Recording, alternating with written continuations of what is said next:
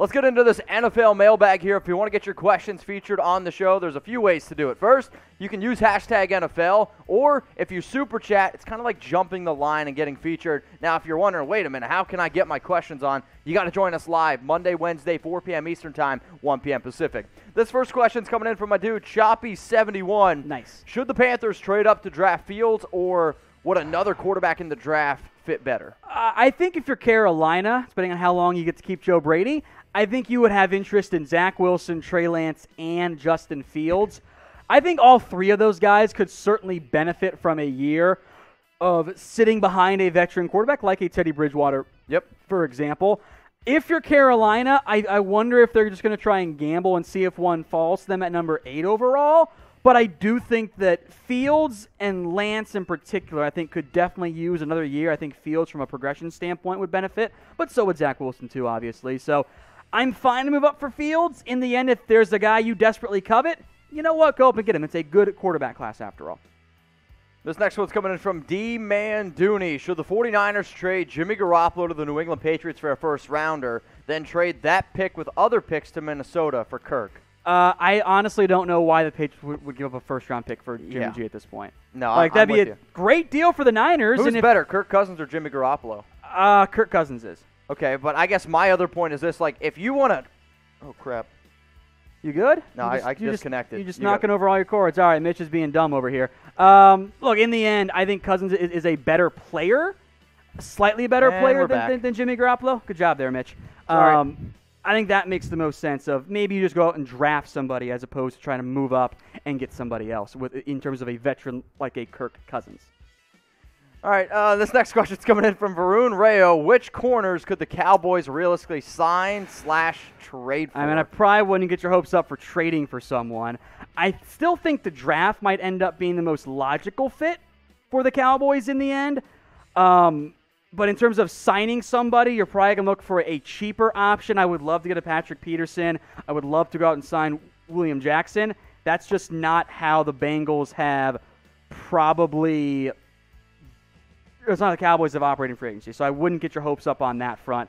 I think in the end, the draft is going to make the most sense for the Cowboys in terms of adding a quarterback, which they absolutely desperately need right now, because they don't have a whole lot in terms of currently on their roster. They're just a little bit too thin in the end.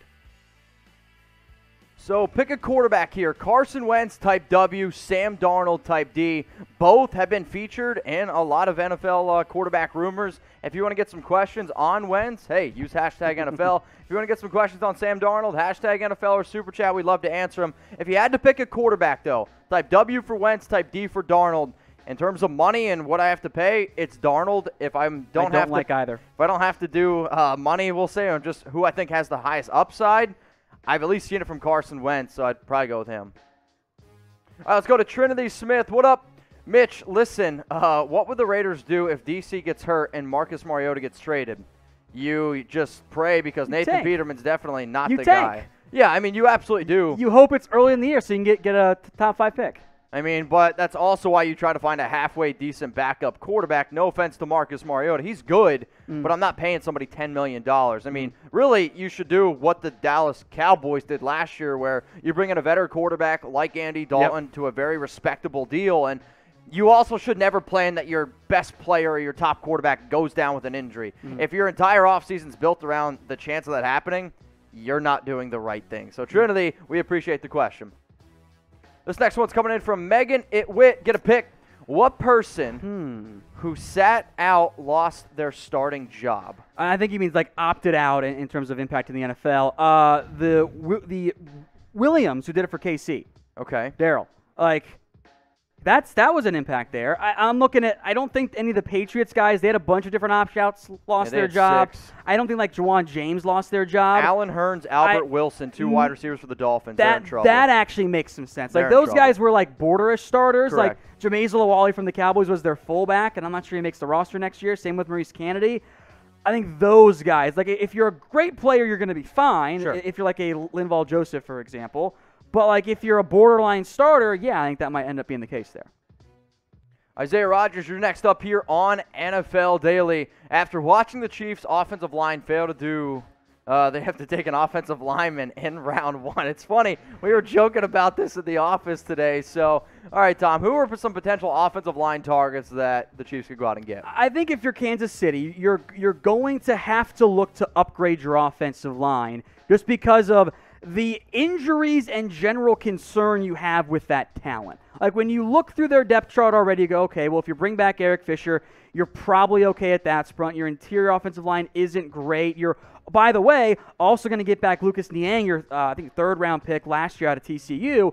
But in round 1, there are going to be some guys who make sense. Tevin Jenkins, I'm not sure he's there at Oklahoma State, could be a fit.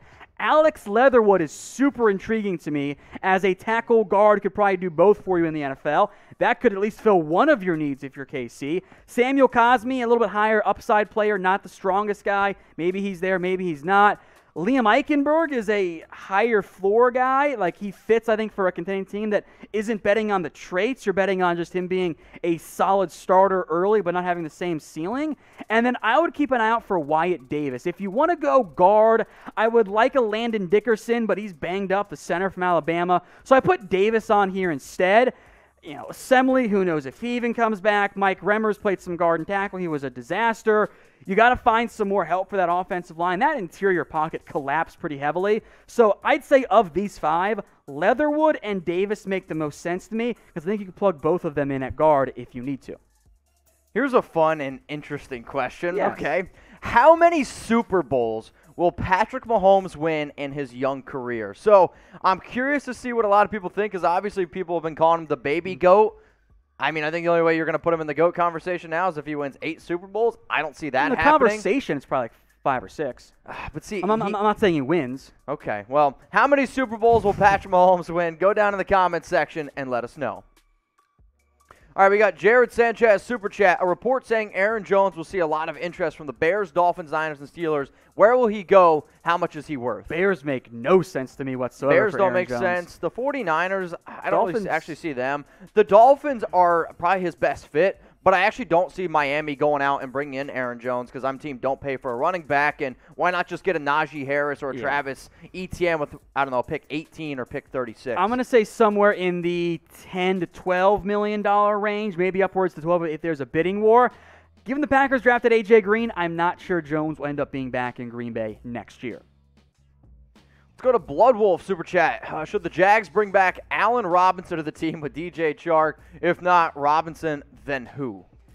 It's an interesting idea. I will say when it comes to the Jags offense, you have DJ Chark and also LaVisca Chenault. Yeah. So I don't think you very good this year. I don't think you have to spend giant money on a receiver. I do think you want another number 3 option. I'll actually go in a different direction. I think Kyle Pitts to Jacksonville. They might move up to go get him. I think he'd be a great fit for them in terms of adding another impact playmaker. No disrespect to the Jags. I think they're going to be a good and up-and-coming team with Trevor Lawrence, but Allen Robinson tweeted out, no cap, I want a ring. It's not going to be with the Jags. All right, let's go to Dwayne Jackson, another Super Chat here. After the Stafford trade, how will this affect quarterbacks in the NFL draft? I am unconvinced Detroit's going to go quarterback in round 1. Okay. Because if the alleged offer from Carolina is true, and that the Lions passed on a top 10 pick to get Teddy Bridgewater too, and a day 3 pick to get two future late firsts and Jared Goff, that tells me they value Goff, and that means there's not going to be a quarterback off the board for the Lions in round 1. And I might be wrong on that. Okay. But I think that means someone might slide down to a Carolina or even potentially a San Francisco 49ers if they don't find their guy.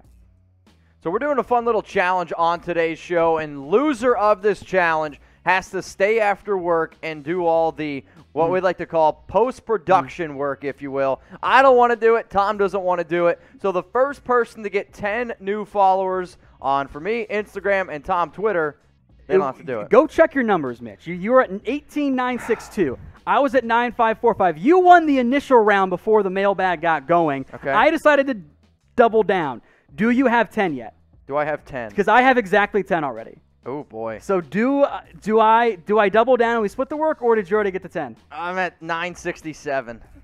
All right, I doubled down. I came back and won. Go hit me up on Twitter at WhatGoingDowney. He's on Instagram at MitchellRens365. By the way, guys, if we don't get to your questions during the Mailbag, our DMs are open, so you can hit us up there as well.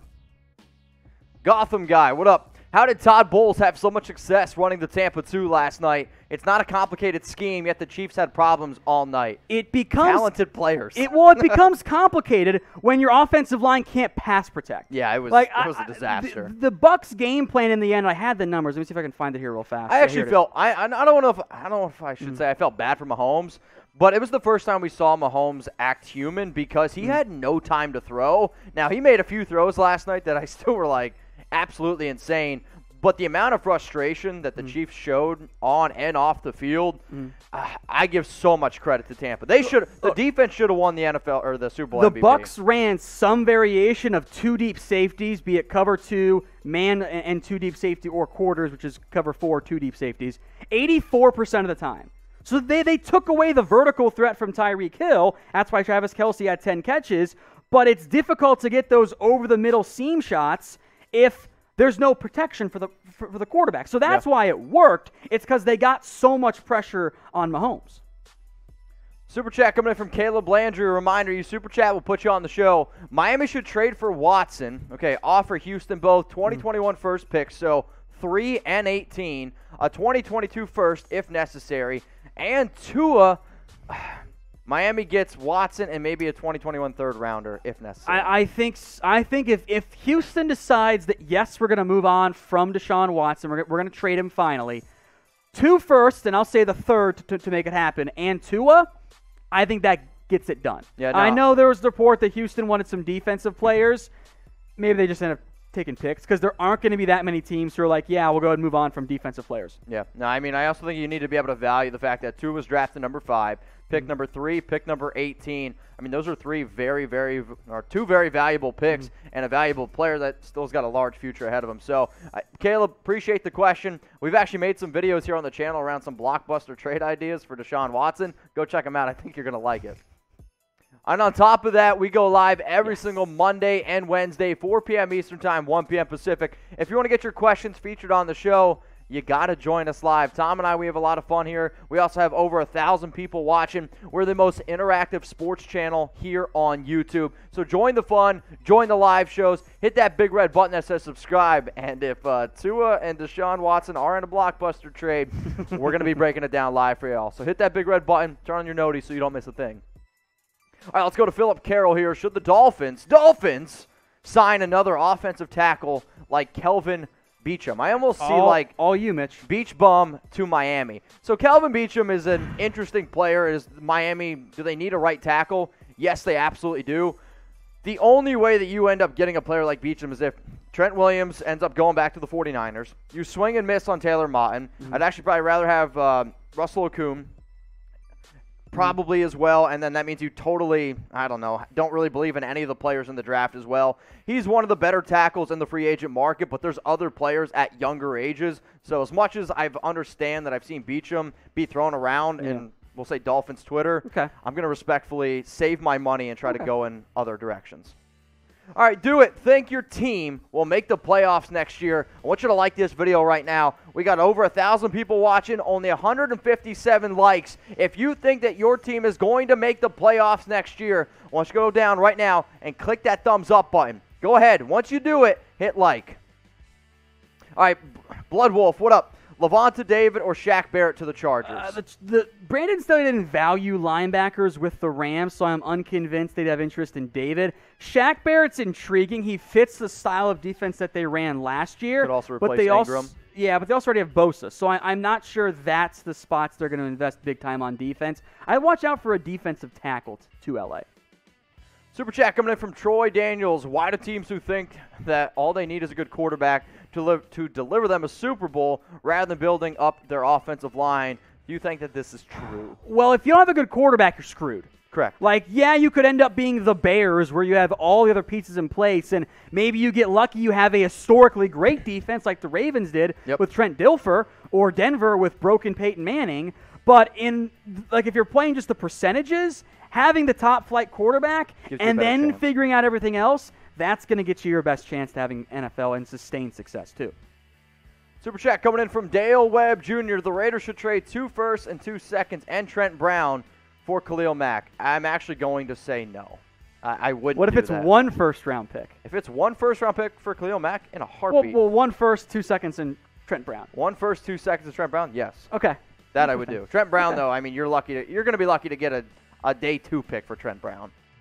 All right, let's go to Allen. Dak not in the hype video mean anything? Is he out? Cowboys, yes. The Cowboys media, like yes. either last night or today or whenever, put out there like, oh, it's our hype video, and they didn't put Dak in it. That's and bad. Everyone's like, oh, that means he's gone. It doesn't mean anything. Like the guy in charge of the hype video was like, yeah, I messed up. Sorry. But how can that happen? Because it's the Cowboys and they're incompetent. I don't know what to say anymore. It makes no sense to me. I don't know. They put like Shewo Olanalua in there, so like they just weren't paying attention to who they had in there. I'm sorry. I don't know what else to say. Sorry.